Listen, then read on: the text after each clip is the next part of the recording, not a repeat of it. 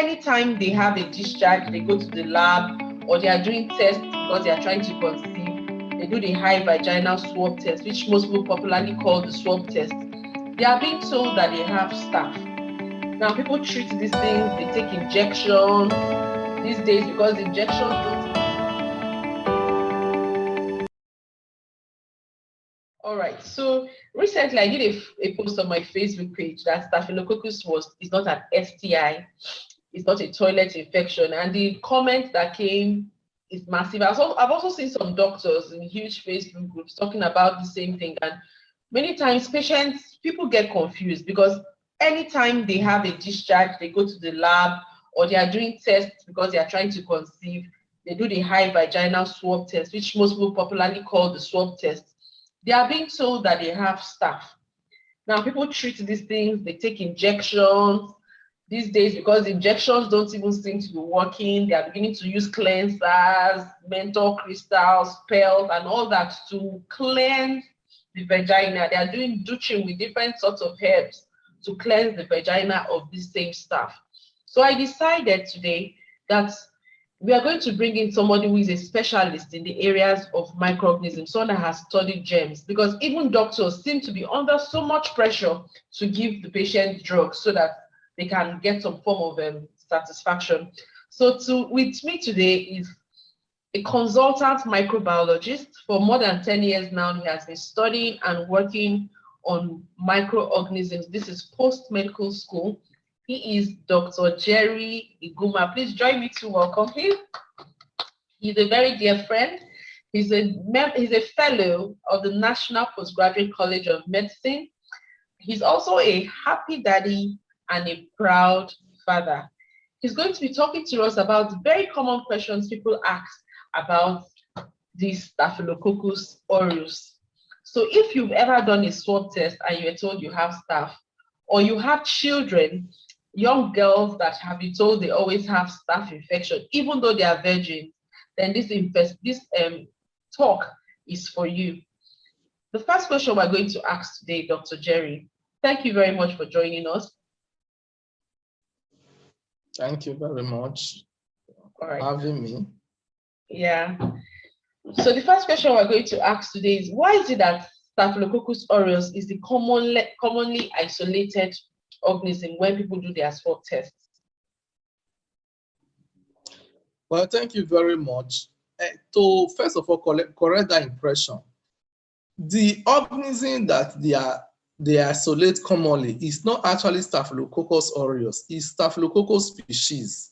Okay. So, and which is Staphylococcus epidermidis.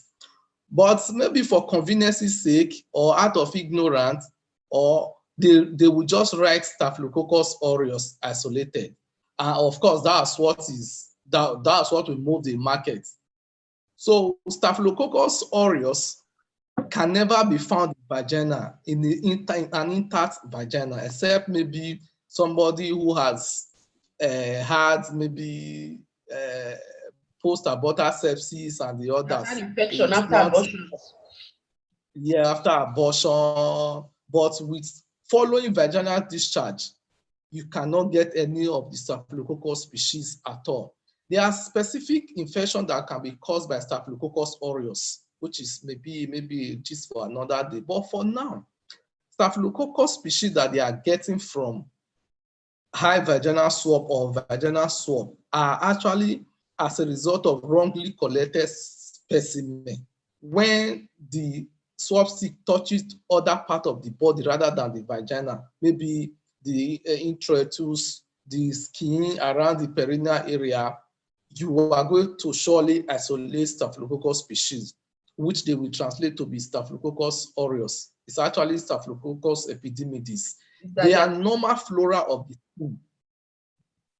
So if you touch your nose, any part of the body, skin, any part, you are going to isolate Staphylococcus species. God placed them there as a normal organism, protecting us from other more dangerous organisms. So when sample is not collected properly, you didn't get to where you are supposed to get to, you are going to pick this normal flora. When you culture it, you are going to yield Staphylococcus species, which is not actually the pathogen. causing the vaginal discharge. Okay, so let me see if I can break it down a little bit. So what we're saying in essence, because most times when people go to the labs to do this test, they may even be given the swabs to take the sample by themselves. So in essence, they are going to be taking sample from around the skin of the vagina, which naturally God himself has put staph there. And this staph, if they have a vaginal discharge at that point in time, this vaginal discharge is not being caused by the staph. So you are accusing staph wrongly because staph is not really what is causing the infection up in the womb that is causing this discharge, right? Yes. Okay. So now let's move on to the next question then. So since we are saying it's not staph that is causing this discharge, what are the commonest causes of vaginal discharge amongst young ladies in particular? Okay, among young ladies, whether sexually active or not, the commonest cause of vaginal discharge is Candida species. So it's classified, is popularly called vulvovaginal candidiasis. So that's other organisms that can be or form of infection that can cause vaginal discharge include Trichomonas vaginalis, bacterial vaginosis. I will also include Neisseria gonorrhea to that place, but the discharge from Neisseria gonorrhea is not very profuse because it happens in the cervix up, which might not, it's only when it's very profuse, it can trickle down to the vagina to present as vaginal discharge. So, but the three common ones that will cause this vaginal discharge are Candida species, which top on the list, Trichomonas vaginalis and bacterial vaginosis. And now, these interestingly, so this candida now is not a bacteria, so it doesn't even need antibiotics to treat it. Exactly, it does not require antibiotics to treat it. So even the Trichomonas vaginalis is not a bacteria, it's just a parasite that does not, well, it requires some form of antibiotics, but not as prescribed generally. It's not culturable. It's all not right, culturable. So let's break it down. So this trichomonas itself, if you do a culture test, you're not supposed to see it. You are not going to get it in culture. Okay. So bacterial vaginosis, which is also the third one, is not culturable. The only reason you culture vaginal discharge is because of Candida species. Okay, so really, if you are using culture to really, you are depending on the culture we do in our regular labs to find out why you're having a vaginal discharge, you're going to accuse the wrong germ. You're not going to find the trichomonas when you do the culture. You're not going to find the bacterial vaginosis when you do the culture. So you're actually depending on the wrong test to find out what is the cause of the vaginal discharge, right? Exactly. Yes, and even when we say candida now, you can culture candida, but if you now go and do a sensitivity test on candida, because the sensitivity test we do have antibiotics, you are not going to get the right information because the candida itself is not a bacteria. Generally, you don't require sensitivity to treat before you treat select antifungi for Candida species. It's not until recently when we started seeing some resistance to fluconazole. Generally, the common antifungi used is enough to treat Candida resulting from vaginal discharge. So in essence, when somebody takes antibiotics, no matter the cost of the antibiotics to treat these common causes of vaginal discharge, you're actually doing the wrong thing. Exactly. To even make you, if you take those strong antibiotics for Candida infection, it's going to worsen the Candida infection because it's further going to deplete the flora which is in the vagina, making the Candida itself to grow more. So in essence, antibiotics itself is a risk factor for you having profuse vaginal discharge. So now you see why many people go in circles. They treat today with augmentin, tomorrow they treat with ciproflox, tomorrow they buy Rocephin, next tomorrow they buy meropenem, take gentamicin. And what you're actually doing is that you're killing the natural bacteria in your private parts, so making the candida worsen. Now, Dr. Jerry, you mentioned that gonorrhea can also sometimes cause this vaginal discharge, right? And gonorrhea is a bacteria. Yes. Now, if you do cultured swab tests in our normal laboratories, now, can you be able to find or isolate gonorrhea? You can and you cannot. Now, for you to isolate Neisseria gonorrhea from a female, from the genital tract, you have to collect what we call intracervical swab, which is higher than high vaginal swab. So Okay. first, the implication is that it can never be self-collected.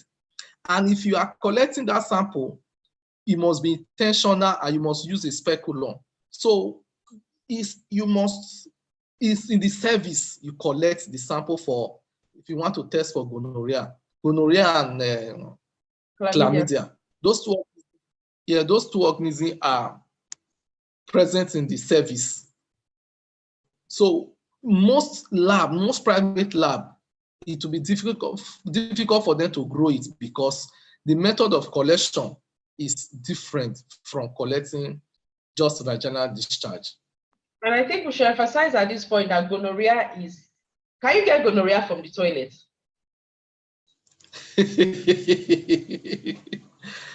You can.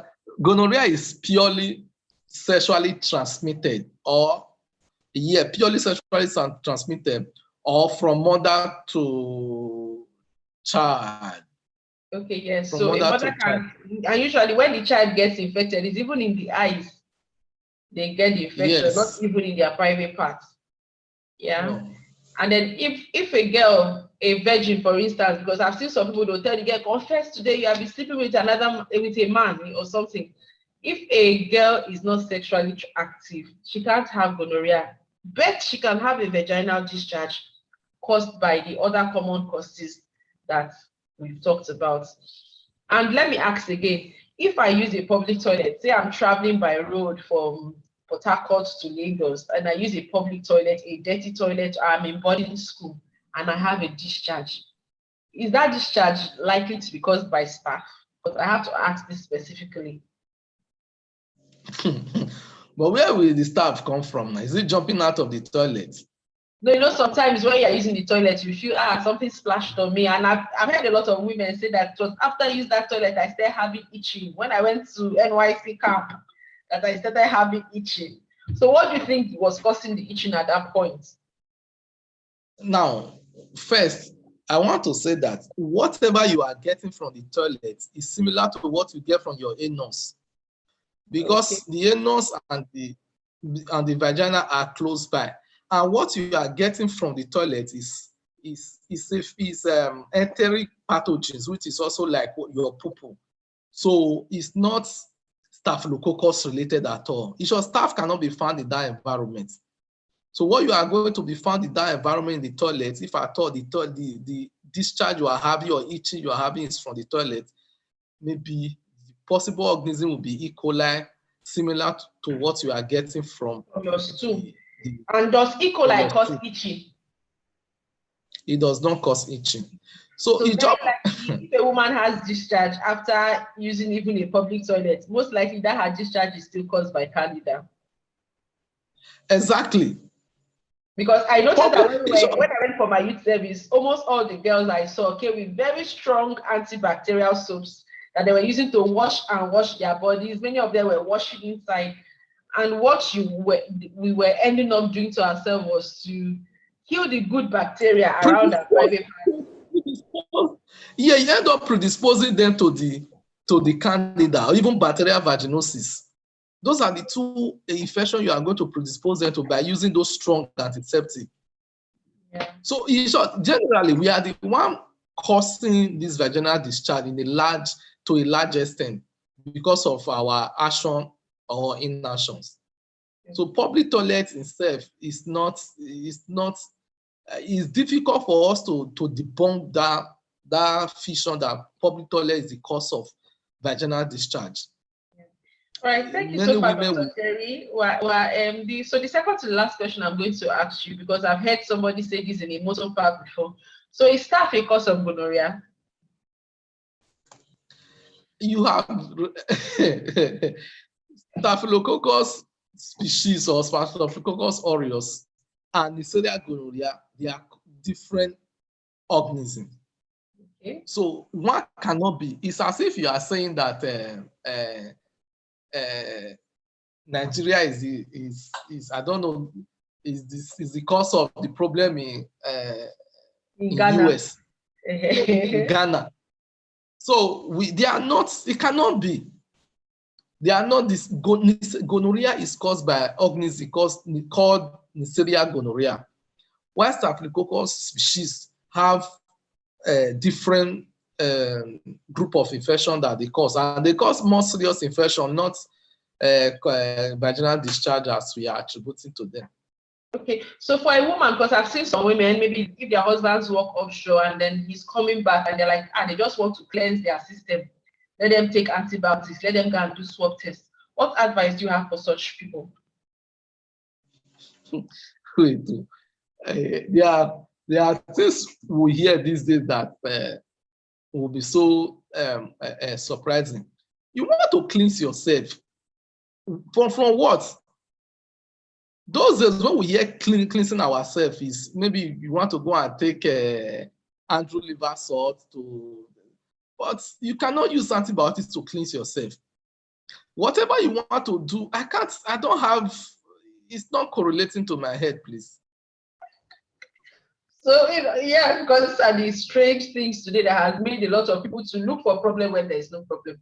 So our take-home message today is that there is no need for you to, the easiest way to prevent gonorrhea, like we said, is sexually transmitted. It's still the same way you protect yourself from HIV. So it's either you're abstaining, or you are being faithful, or you're using condoms, the basic ABC.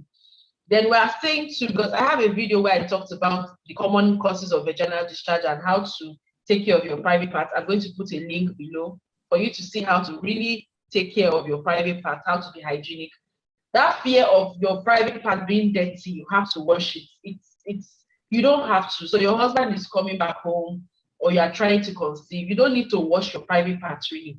Because if at all there's any infection, most of the time the infection is in the womb or in the fallopian tubes. And those ones, and let me ask Dr. Jerry, because he's a specialist in this area. What are the common infections that a woman can have in her womb or her fallopian tube? Okay, the common infections are Neisseria gonorrhea and chlamydia infection, chlamydia trachomatis.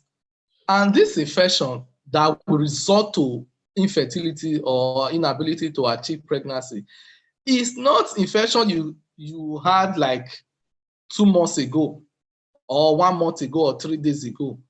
Is infertility resulting from these two infection is actually a complication of not treated or poorly treated Neisseria gonorrhea or chlamydia infection.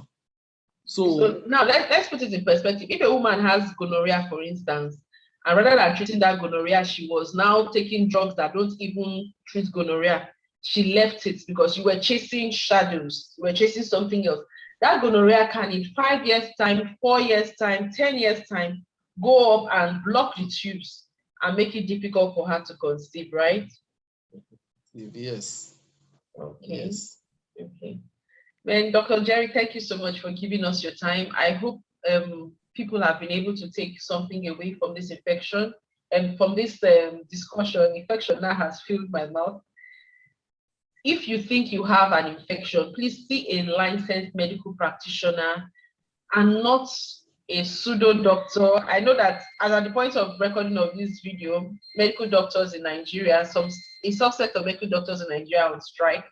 So you may not be able to see, you can still stay a doctor in a teaching hospital. You want to talk to a specialist before you start taking antibiotics indiscriminately, because they do have their long-term side effects. Like we've emphasized, antibiotics you're abusing, taking over and over again, will make you to keep on having discharge. So Dr. Jerry, thank you very much. maybe some other Thank you time we'll very talk much. about there are some pads now that are raining that they say they put something to ionize that to cleanse and cleanse. If you look at the video I talked about, I actually talked about how to cleanse your private parts. So please join me to thank Dr. Jerry for your time here. And before we go, Dr. Jerry, can you just give us a take-home message? Well, for our people, they said health is wealth.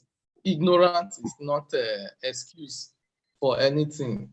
When you have discharge or any form of infection, try and see a medical doctor. The idea of going to the lab straight to go and do tests, and now, of course, when you do tests, whatever they see arrow or CS or arrow they will prescribe for you is not the right thing to do. When you have infection, whatever you suspect you have infection, you meet a medical doctor, they will tell you whether or not to do lab tests. Most of this one we just stated, you might not require lab tests. With clinical diagnosis, examination, we can make the diagnosis and treat you adequately. Herb is not a substitute, it's not an alternative or even a recommended treatment for vaginal discharge. They may cause more damage than the cure you are seeking. So go to the hospital when you feel unwell. Thank you.